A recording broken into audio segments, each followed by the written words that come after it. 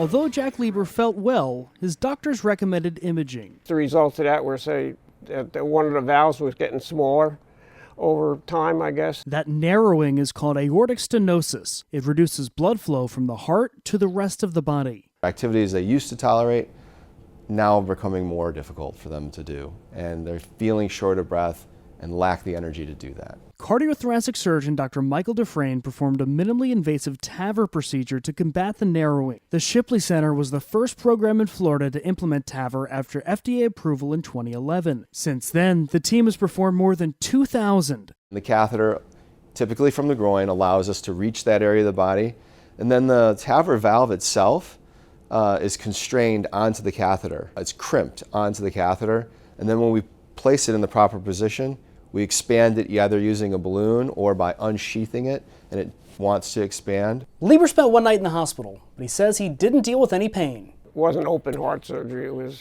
through the leg up to the artery. And so I didn't really feel anything other than getting ready to go play golf again. Cardiac rehab helped him regain his strength, and he was able to golf the week following the procedure. You can learn more by searching for TAVR on lehealth.org. For Lee Health, I'm Devin Turk.